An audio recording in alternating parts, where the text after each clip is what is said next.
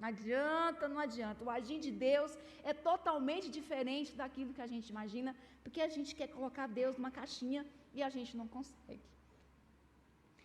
O terceiro fato, que está nos versículos 11 até o versículo 16, é o momento em que Jesus vai conversar com seus discípulos, também falando que no versículo 4, ele fala que essa doença não é para a morte, e ele começa a conversar com seus discípulos, é a dor e a soberania de Jesus.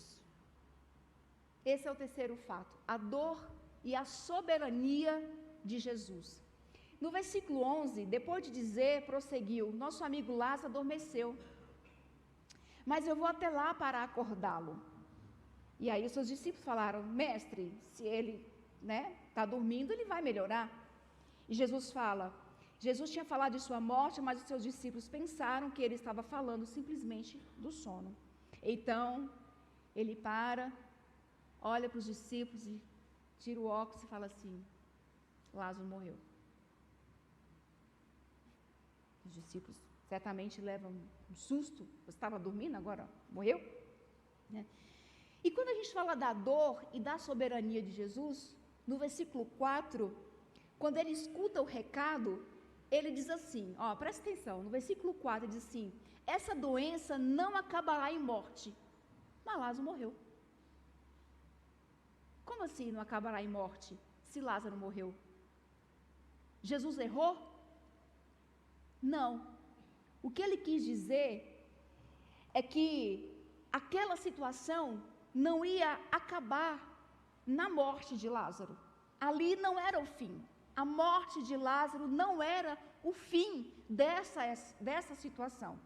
Porque a gente vê o micro, a gente vê o agora, a gente vê o pequeno. Jesus, ele vê o todo.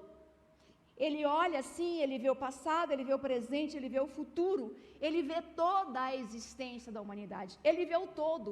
Então Jesus, ele vê uma tragédia e ela pode não ser definitiva, assim como não foi na vida de Marta e na vida de Maria. Não foi definitiva, contanto que a gente possa se desenvolver espiritualmente a partir daquela circunstância que a gente vive e que a gente passa. Então não é que Jesus errou, ele diz, a morte de Lázaro não vai ser o fim. O nome de Deus ainda vai ser glorificado nessa circunstância. Mas Maria e Marta estavam lá, se desmoronando na dor e no sofrimento. E ele diz, não é assim que vai acabar. Porque a fé, a nossa fé, ela não pode ser estacionada e completa nessa existência. Não tem como. Então, a nossa fé precisa estar em desenvolvimento. E como é que a gente vai se desenvolver na fé se circunstâncias não acontecerem na nossa vida? Se a gente não tiver problemas e tribulações e sofrimentos, como é que a gente vai desenvolver a nossa fé? Como é que a gente vai crescer cada vez mais na fé? Então, é isso que acontece, passa um problema, daí a pouco vem outro. Aí você supera aquele, daqui a pouco vem outro de novo. E é assim, de problema em problema, a gente vai vivendo de glória em glória. Amém? De problema em problema, a gente vive de glória em glória, que Deus vai nos ajudando, e a gente vai crescendo, e a gente vai se desenvolvendo. Então, a nossa fé, ela não pode estacionar, ela não é completa, ela constantemente está em desenvolvimento. Aí, a gente pode pensar assim, tá bom, e eu cresci ouvindo isso, Deus nos responde com sim, não, espere, não é? Quem aqui nunca ouviu essa afirmativa? Deus responde com sim, não, espere. Tá bom, mas o sim de Deus nunca é do jeito que a gente acha que é. Nunca.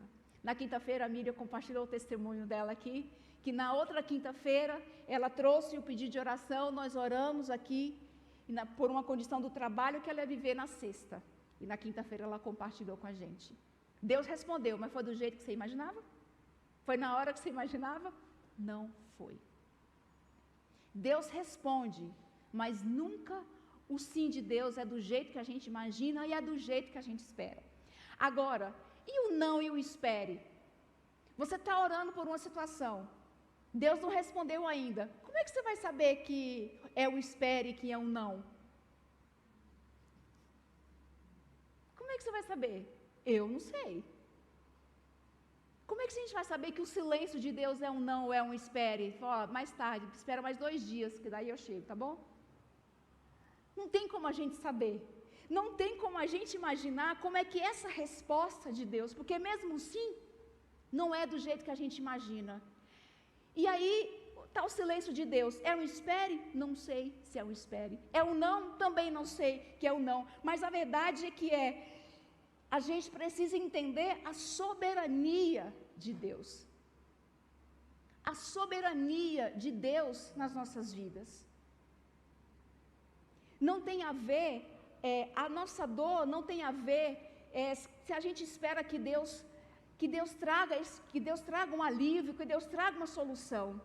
Mas viver no meio da dor, entendendo a soberania de Deus.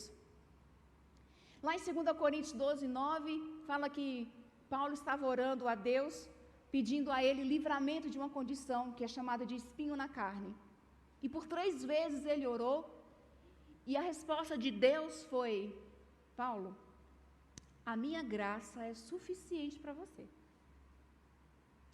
A minha graça é tudo que você precisa, porque quando você está fraco, o meu poder é mais forte.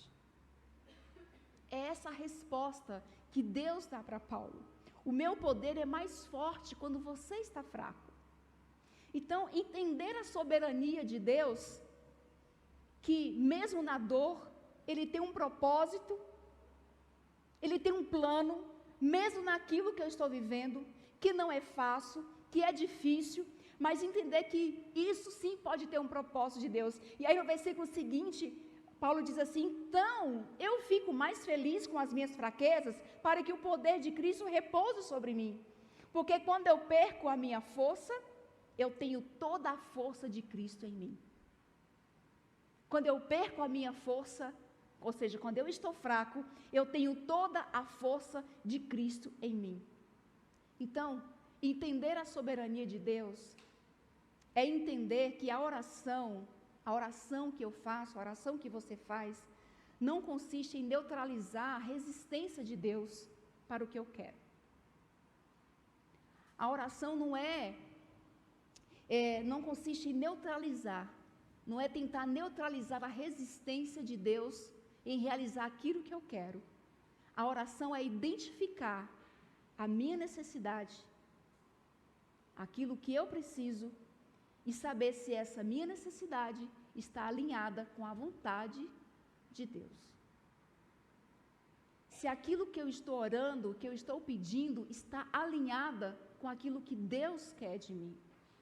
Então, passar pela dor, entender a soberania de Deus, não é sobre o sim, não é sobre o não, não é sobre o espere, é sobre glorificar, é sobre honrar a Deus apesar do meu sofrimento. Não é amar a Deus esperando que Ele responda, esperando que Ele traga uma solução, mas é: Senhor, apesar dessa condição, eu te glorifico. Apesar dessa condição, eu te amo. Apesar dessa condição, eu te sirvo. Apesar dessa condição, eu te sigo. Apesar dessa condição, eu exalto o teu nome. É entender a soberania de Deus, que ela não está restrita à solução para aquilo que eu preciso, mas ao propósito que Ele tem para a minha vida. Exatamente aquilo que Jó disse para sua mulher: Deus deu, Deus tirou, bendito seja o nome do Senhor. Os 3 na fornalha, Mesaque, Sadraque e Abidnego, se ele livrar, ele é Deus, se ele não livrar, ele é Deus. Eu posso virar um turrãozinho lá ali dentro, mas eu vou glorificar a Deus do mesmo jeito. Inclusive o próprio Jesus, na sua oração: Pai, se queres, passa de mim esse cálice. Senhor, se possível, me livrar dessa situação, seria muito bom, mas que seja feita a tua vontade. E a vontade de Deus estava alinhada com a vontade do Filho, e a vontade do Filho estava alinhada com a vontade do Pai. Ele passou pela tribulação. Ele passou pelo sofrimento. Jó passou pelo sofrimento, entendendo a soberania de Deus. A dor e o amor de Jesus. A dor e o tempo de Jesus. A dor e a soberania de Jesus.